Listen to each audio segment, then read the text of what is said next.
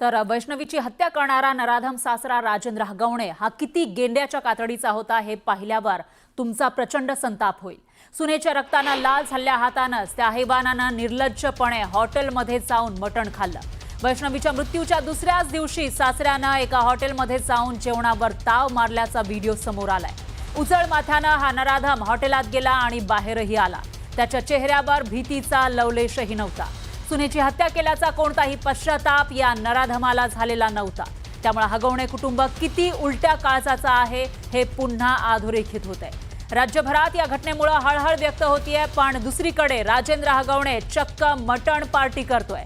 हा video viral झाल्यानंतर तीव्र संताप व्यक्त केला जातोय। या प्रकरणातील जे आरोपी आहेत राजेंद्र हगवणे हे वैष्णवी हगवणे ही जी आत्महत्या झाल्यानंतर त्याच्या दुसऱ्या दिवशी वडगाव मावळ येथील या हॉटेलमध्ये म्हणजे तांबडा पांढरा या हॉटेलमध्ये ते आले होते आणि या हॉटेलमध्ये येऊन त्यांनी येथे येऊन मटणाची पार्टी केली होती। त्यांनी येथे येऊन मटणावर ताव मारला होता। एकीकडे सुनेच्या चितेची आग थंड होती ना होती तोच त्यांना याचा काही घेणं देणं नव्हतं। मात्र त्यांनी याच इथं येऊन या टेबलवर येऊन त्यांनी मटणाची पार्टी केली होती आणि त्यांच्यासोबत अजून त्यांचे 2-3 मित्र होते।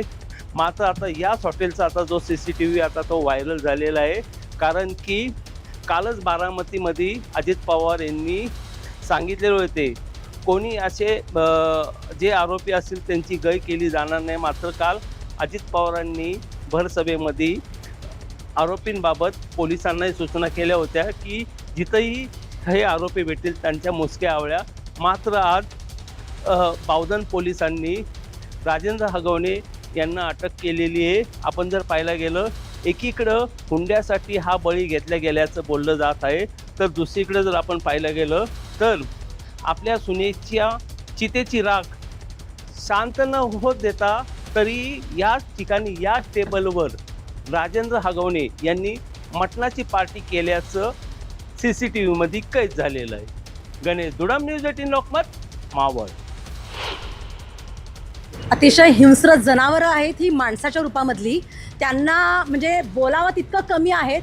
खरोखरच ही जनावरं आहेत आणि अशी नालायक जनावरं आपल्या समाजात ताट मान करून कॉलर ताट करून समाजामध्ये पुढारी म्हणून वावरतात। एकंदरीत कुटुंबाला तुम्ही ओळखता आहात, काय प्रवृत्तीची लोक आहेत आधीपासून? नक्कीच हगवणे राजा हगवणे हा राष्ट्रवादीचा पदाधिकारी आहे। मांडेकरांच्या संपूर्ण इलेक्शनच्या यंत्रणेमध्ये ते हिरिहिरीने काम करत होते, त्यामुळे आम्हाला ते जवळून माहिती आहेत आणि आमच्या मुळशी तालुक्यातल्या असल्यामुळे त्यांचा संपूर्ण कुटुंब आम्हाला पूर्ण माहिती आहेत। खूप नालायक आणि नीच प्रवृत्तीची त्यांची दोन्ही मुलं आणि स्वतः बाप हे तीन लोकांची जी गँग आहे हगवण्यांची ती अतिशय हिंस्र आणि गुंड प्रवृत्तीची लोक आहेत। राजा हगवणेला आम्ही फार पूर्वीपासून जवळून ओळखतो। दारू, पार्ट्या, बाई हे सगळे त्याचे धंदे आहेत आणि मला असं वाटतं हे धंदे तालुक्यातल्या प्रत्येक माणसाला माहिती आहेत। स्वतःच्या जीवावर मजा मारू शकत नाही, कमवू शकत नाही, फक्त बायकांच्या जीवावर ते जगू शकतात, म्हणजे सुनांच्या जीवावर जगू शकतात। त्यांच्याकडनं हुंडा गोळा करायचा आणि बाहेर बायका फिरवायच्या, दारू ढोसायची, मजा मारायची, त्यासाठी त्यांना बांगड्या देण्यासाठी आम्ही थांबलो होतो। तर वैष्णवी हगवणे मृत्यू प्रकरणातील आरोपी सासरा आणि दीराला तब्बल 8 दिवसांनी अटक झाली आहे। सासरा राजेंद्र हगवणे आणि दीर सुशील हगवणे गेल्या 7 दिवसांपासून फरार होते। या प्रकरणी वैष्णवीचा पती शशांक, सासू लता, नणंद करिश्मा यांना याआधीच अटक करण्यात आली आहे, पण सासरा आणि दीर फरार होते। दोन्ही आरोपी पुणे जिल्ह्यातील एका खेडेगावात लपून बसले होते। आज सकाळी त्यांना स्वारगेट परिसरातून अटक करण्यात आली आहे। हगवणे बाप लेकाला 28 मे पर्यंत पोलीस कोठडी सुनावण्यात आली आहे।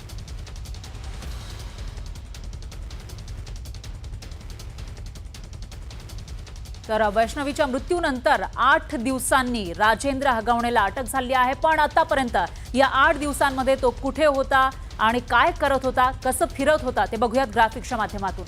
17 मे म्हणजे वैष्णवीचा मृत्यू ज्याच्या दिवशी झाला, 16 मेला त्याच्या दुसऱ्या दिवशी 17 मे रोजी कारनं औंध रुग्णालयामध्ये मृतदेह पाहण्यासाठी तो गेला होता आणि अटकेची शक्यता लक्षात येताच कार बदलली। थार गाडीनं मुहूर्त लॉन्स या ठिकाणी गेला आणि त्यानंतर पवना धरण परिसरातील बंडू फाटक फार्म हाऊसवर मुक्काम केला। 17 मेचा हा त्याचा मुक्काम आपण बघतोय। त्याच्यानंतर 18 मेला थार गाडीनं आळंदी आणि बडगाव मावळ परिसरामध्ये त्यानं मुक्काम केलेला होता। त्याच्यानंतर 19 मे रोजी म्हणजे त्याच्या पुढच्या दिवशी बोलेरो गाडीनं सातारा जिल्ह्यामध्ये त्याने पलायन केलं. पुसेगाव या ठिकाणी मुक्काम ठोकला आणि त्याच्यानंतर आपण पुढचं जर त्याचा मुक्काम बघितला तर 20 मे रोजी पुसेगावातून पसरणी मार्गे कोगनळीतील हॉटेल हेरिटेजमध्ये त्यानं मुक्काम केला होता. त्यानंतर 21 मे रोजी प्रीतम पाटील यांच्या शेतावर त्यानं मुक्काम केलेला होता आणि 22 मे रोजी पुण्यामध्ये तो पोहोचला. त्याच्यानंतर 23 मे म्हणजे आज पहाटे 4:30 वाजण्याच्या सुमारास स्वारगेट परिसरातून त्याला अटक करण्यात आली आहे आणि आता पोलिसांनी त्याला कोर्टामध्ये हजर केलंय. कोर्टानं 28 मे पर्यंत कोठडी सुनावलेली आहे. त्यामुळं या चौकशीतून नेमकं काय काय समोर येतं ते बघावं लागेल. मात्र हगवणे कुटुंबाकडे चिक्कार पैसा होता तरीही हुंड्यासाठी हगवणेंनी आपल्या सुनेचा जीव घेतला. घरात अमाप पैसा असून सुद्धा आपली सून वैष्णवीला मारझोड करणारे हे हगवणे प्रचंड माजलेले होते. याच उन्मादातून त्यांनी गौतमी पाटीलला चक्क बैलासमोर नाचवलं होतं. यावरूनच हगवणे कुटुंबियांना किती पैशाचा माज होता हे दिसून येतं. पैशासोबतच राजकीय बरदहस्त असल्यानं हगवणेंना इतका माज होता. इतकंच नाही तर वैष्णवीच्या पती शशांक हगवणेचा मामा जालिंदर सुपेकर पोलीस महानिरीक्षक आहे. त्यामुळे हगवणेंना पोलिसांचीही भीती नव्हती. पैसा, राजकीय ताकद आणि पोलीस महानिरीक्षक मामाच्या जीवावर हगवणे कुटुंबानं आपल्या सुनांचा छळ लावला होता.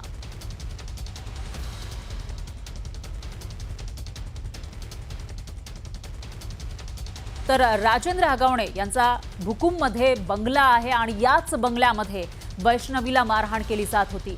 माजोड्या हगवणेंचे शौकही मोठे आहेत. हगवणेंच्या या बंगल्याबाहेरचे घोडे, शर्यतीचे बैल इथं ठेवण्यात आलेत. कोट्यावधींची संपत्ती असून सुद्धा निर्लज्ज हगवणेंनी हुंड्यासाठी सुनांचा छळ केला. हगवणेंनी इतकी माया कशी जमवली असा सवाल या निमित्तानं उपस्थित होतोय. हगवणेंच्या भुकुममधल्या बंगल्याबाहेरून याचा आढावा घेतलेला आहे आपले प्रतिनिधी वैभव सोनवणे यांनी. वैष्णवी हगवणे हा हुंडाबळी प्रकरणामधला प्रमुख आरोपी असलेला राजेंद्र हगवणे, शशांक हगवणे, सुशील हगवणे या सगळ्यांचा भुकुममधला हा राहता बंगला. याच बंगल्यामध्ये वैष्णवी हिला मारहाण करण्यात आली. प्रचंड मोठी संपत्ती रस्त्याच्या लागून असलेल्या म्हणजे पिरंगुटकडे जाणाऱ्या मूळ मार्गाच्या बाजूला लागून असलेली कोट्यवधी रुपयांची शेती, उंची शौक जनावरांची सुद्धा, घोडा आहे घरी, बैल आहेत, शर्यतीची बैल आहेत, पालखीसाठी सन्मानासाठीची बैल आहेत. हा इथं घोडा बांधलेला आहे, घोड्याची पागा केलेली आहे इथं. आणि घराच्या मागे गोठा आहे मोठा. या गोठ्यामध्ये शर्यतीची बैल ठेवली जातात. एका बैलाच्या वाढदिवसासाठी राजेंद्र हगवणे यांनी गौतमी पाटीलला नाचण्यासाठी बोलवलेलं होतं. तिला बोलवलं, मात्र तिच्या शोचे पैसेच दिले नाही अशा तक्रारी त्यावेळेस झालेल्या होत्या. ही त्यांची जनावरं, ही उंची खुंड मोठी मोठी जी पालखीसाठी ते वापरतात. शर्यतीचे बैल मात्र त्यांनी साताऱ्यामध्ये सांभाळायला दिले. आता केवळ घोडे, गाई, बैल इतकाच उंची शौक हगवण्यांचा नाही, तर परदेशी कुत्रे जे आहेत ते सुद्धा त्यांनी पाळलेले आहेत. ग्रेट डेन जातीची ही 2 कुत्री जी आहेत ती त्यांच्या घराच्या बाहेर आहेत. आता 8 दिवस झाले हा गुन्हा दाखल झाल्यापासून 3 जण अटक होते. कश्मीरा हगवणे अटक होती, तिच्या पाठोपाठ जी सासूबाई आहे वैष्णवीची ती अटक होती. आणि महत्त्वाचं म्हणजे हे हगवणे जे आहेत, राजेंद्र हगवणे असतील, सुशील हगवणे हे फरार होते. शशांक हगवणे आणि बाकीचे 2 जण हे अटक करण्यात आलेले होते. राजेंद्र हगवणे हे राजकारणी म्हणून किंवा पुढारी म्हणून या गावामध्ये प्रतिष्ठित म्हणून कितीही मिरवत असले तरी ही सगळी प्रतिष्ठा खोटी होती. राजेंद्र हगवणे आणि हगवणे कुटुंबीय म्हणजे त्यांची 2 मुलं असतील किंवा पत्नी असेल हे विकृत मानसिकतेचे होते. त्याच्यामुळेच त्यांनी वैष्णवीचा बळी घेतलाय, तोही पैशासाठी. व्हिडिओ जर्नलिस्ट सचिन अंसाटेसह वैभव सोनवणे, न्यूज 18 लोकमत, पुणे. वैष्णवी हगवणे आत्महत्या प्रकरणात आणखी एक नाव चर्चेत आहे, ते म्हणजे गुंड निलेश चव्हाणचं. वैष्णवीच्या मृत्यूनंतर तिचं 9 महिन्यांचं बाळ याच निलेश चव्हाणकडे होतं. कसपटे कुटुंबीय जेव्हा वैष्णवीच्या मुलाला घेण्यासाठी गेले तेव्हा निलेश चव्हाणना बंदूक दाखवून धमकावल्याचा आरोप करण्यात आला होता. यानंतर कसपटे कुटुंबीय मुलाला न घेताच परतले. अखेर या प्रकरणामध्ये पोलिसांनी गुन्हा दाखल केलाय. हा निलेश चव्हाणची वैष्णवीची नणंद करिश्मा हगवणेशी घट्ट मैत्री आहे आणि आता याच निलेशचे कारनामे समोर आले. निलेशनं त्याच्या पत्नीचा छळ केल्याचंही समोर आलंय. स्पाय कॅमेऱ्याच्या सहाय्यानं पत्नीचे आक्षेपार्ह व्हिडिओ रेकॉर्ड केल्याबद्दल निलेशवर गुन्हा दाखल झाला होता. 2019 साली पुण्यातील बारजे पोलीस ठाण्यात हा गुन्हा त्याच्यावर दाखल झाला होता. हो, मी स्वतः त्याच्यावरती जे मागं जे हे झालं होतं प्रकरण, तेव्हा मी पण त्याच्या पण नावाची कंप्लेंट दिलेली आहे. त्याचंही नाव त्या FIR मध्ये आहे.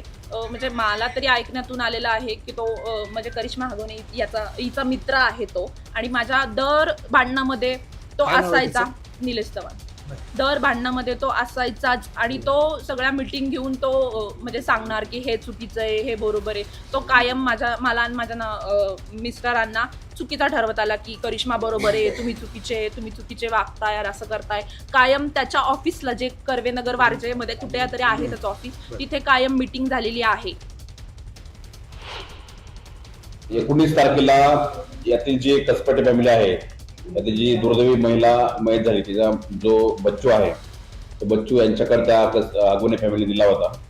आणि ही त्यांना जेव्हा माहिती कळली कसपटे फॅमिलीला, त्यावेळेस तो त्यांचा बच्चू घेण्यासाठी निलेशच्या घरी गेले होते. त्यावेळेस निलेशने त्यांना त्याचं जे लायसन्स वेपन आहे ते दाखवून त्यांना धमकावलं होतं की तुम्ही या ठिकाणी येऊ नका, मी तुम्हाला ते देणार नाही. त्यावरून तो काल आपल्याकडे वारजे पोलीसला गुन्हा रजिस्टर आहे. याच्यामध्ये पुढचा तपास जो आहे ते वारजे पोलीस करत आहे. हा तर सर याचा क्रिमिनल रेकॉर्ड आहे. याच्यापूर्वी 2009 ला सुद्धा याच्यावरती एक NC दाखल आहे. NCवर त्याच्यावर प्रिव्हेंटेशन सुद्धा केलेलं आहे. नंतर याच्यावरती हिंजवडी पोलीस स्टेशनला ड्रंक ड्रायव्हरचा पण एक केस दाखल आहे, आणि त्याच्यावर सुद्धा त्याची पुढची प्रिव्हेंटेशन झालेली आहे. 2022 मध्ये याच्या पत्नीने, भाग्यश्री नाव आहे त्या पत्नीने, त्याच्यावरती 376-373 या कलमान्वये त्याच्यावरती गुन्हा दाखल केलेला आहे, आणि त्याच्याविरुद्ध कोर्टामध्ये सुद्धा चार्जशीट पूर्वी गेलेला आहे. एकंदरीत पाहता याचे काही पास्ट क्रिमिनल रेकॉर्ड आपल्या रेकॉर्डवर दिसून येत आहे. गेल्या काही दिवसांपासून पुणे पोलिसांच्या कारभारावर अनेक प्रश्न उपस्थित केले जात आहेत. अशातच पिंपरीमधील वैष्णवी हगवणेच्या हुंडाबळी प्रकरणी बावधन पोलिसांनी आज पत्रकार परिषद घेतली. पण पत्रकारांच्या एकाही प्रश्नाला उत्तर न देता अवघ्या 55 सेकंदात ही पत्रकार परिषद आटोपती घेण्यात आली. त्यामुळे या प्रकरणातील पोलिसांच्या भूमिकेबाबतचे सवाल अजूनही उपस्थित होत आहेत. तर प्रकरणातील अनेक प्रश्न हे अनुत्तरित राहिले. इतर प्रकरणांप्रमाणेच या प्रकरणातही पुणे पोलिसांची उदासीनता दिसून आली आहे. या उदासीनतेमुळेच वैष्णवीचा जीव गेल्याचा आरोप केला जातोय.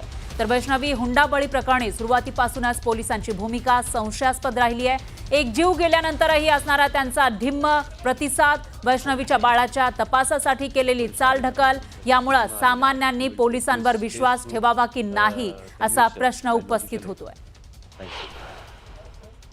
2 आरोपी जे आहेत, राजेंद्र तुकाराम हगवणे सासरा आणि सुशील राजेंद्र हगवणे दीर, यांना आज पहाटे आमच्या पथकाने पुणे स्वारगेट येथून ताब्यात घेतलेलं आहे. त्यांना अटक करण्यात आलेली आहे. त्यांना माननीय न्यायालयापुढे आता PCR साठी पेश करण्यात येणार आहे. सदर गुन्हा यामध्ये वरिष्ठांच्या मार्गदर्शनाखाली अचूक दिशेने तपास सुरू आहे. सर्व पुरावे आम्ही संकलित करीत आहोत. सर्व पुरावे घेऊन योग्य कलमाखाली दोषारोप तयार करून या संपूर्ण गुन्ह्याला लॉजिकल एंडला नेऊन दोषसिद्धीसाठी नेण्यासाठी आम्ही कटिबद्ध आहोत. वैष्णवी हगवणे हिचा हुंड्यामुळे बळी गेलेला आहे आणि ती हत्या असल्याचा आरोप होत असतानाच पोलिसांच्या भूमिकेवर सुद्धा वेगवेगळे सवाल उपस्थित होत आहेत. त्यामुळे पोलीस आता या प्रकरणाचा तपास नेमका कसा करतात, कधीपर्यंत करतात, त्यातून नेमकं काय समोर येतं आणि जे प्रश्न त्यांच्याविषयी विचारले जात आहेत, उपस्थित केले जात आहेत, त्याला उत्तरं कधी देतात ते बघावं लागेल. यानंतर